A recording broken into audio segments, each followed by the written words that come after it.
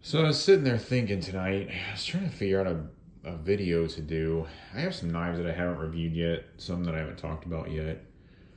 Um, Definitely need to do a collection video here soon. Maybe like start off with Swiss Army knives or multi-tools or something.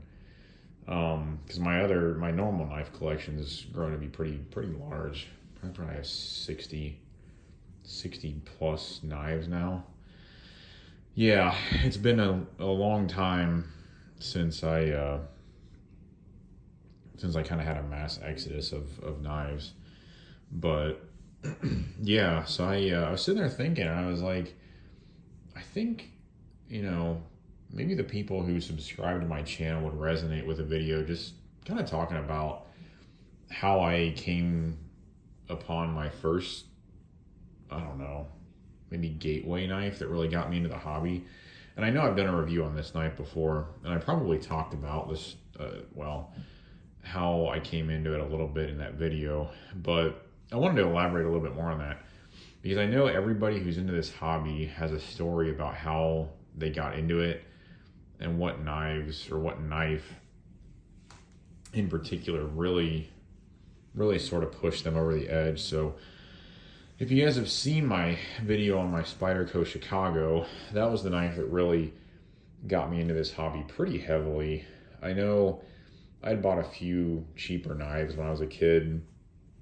I remember going to Gettysburg and picking up some Fury knife with a laser pointer in the handle, and I remember some flea market knives I picked up, but the Spyderco Chicago was really the kind of the gateway knife. And at the time, I could not believe that this thing was almost $50. I mean, that price point was just insane to me. And I remember it was in a little store in Bellefontaine, Ohio, where they sell knives and guns and some other supplies like packs and like tactical pins and stuff like that.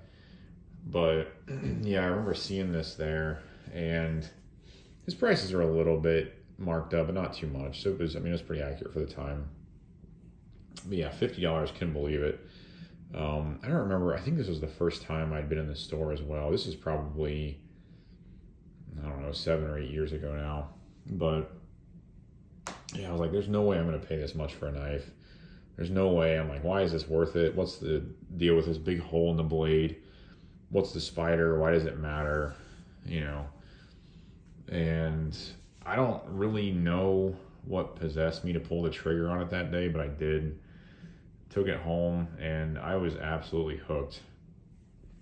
I got online and started looking at different Spydercos, different current models, retired models, all this different stuff. And yeah, I was absolutely hooked. You can see, I mean, it's not really the best made Spyderco. I mean, it's okay. This one's been disassembled a few times, and I've tried to get the centering to be more on, but it's just never gotten there. I think it's running on Teflon washers. That's what I was trying to think of. So I mean, it's not super smooth, but you know, it's a pretty well made knife. It's, you know, Spyderco 440C steel, made in Taiwan. Although I think this one comes out of I think they have two Taiwanese factories. If I'm not mistaken, I think this one comes out of the other one. I don't even know if they make knives there anymore. But I'm pretty sure this is not made by the same Taiwan factory that makes stuff like the stovepipe that's coming out and the Python, the Nirvana before it retired. You know, the super high end, super high quality knives. But I don't know, maybe if I'm mistaken, you know, leave a comment below, let me know. But this does have the deep carry wire pocket clip, which in my opinion is one of Spyderco's best, one of the best in the industry. The G10 scales. It's got the leaf shaped blade. And the reason why they call it the Chicago is because it's made to be carried in Chicago. It complies with the legal blade limits, which I'm assuming are 2 inches or less.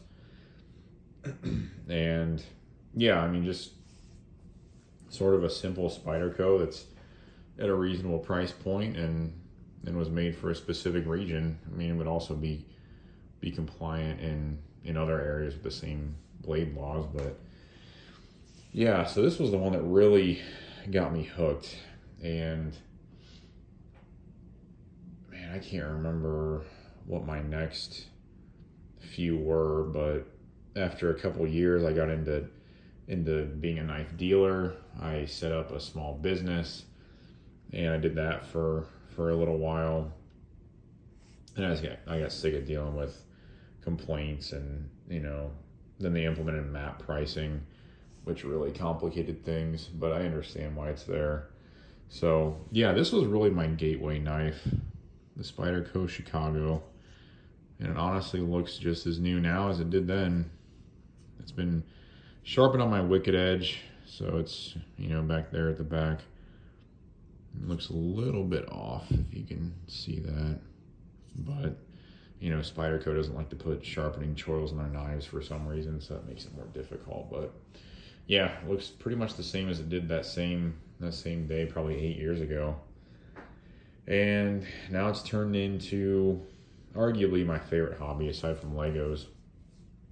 But yeah, that was just, that's my story about how I really got deep into this hobby, and now I probably have 15 Spydercos and 6 Benchmades and I don't know, a couple Microtechs, 8 or 10 multi-tools, and just a handful of other Chris Reeves and Hinderer and Rayot, and just, a whole hodgepodge of different brands. And it is a very deep rabbit hole, and I'm sure if you're watching this video, you know the same. So yeah, comment below with a little blurb on your first knife, your gateway knife, whatever your story. Like and subscribe if you haven't. Thanks for watching, and we'll talk to you guys in the next one. Have a good one. See you.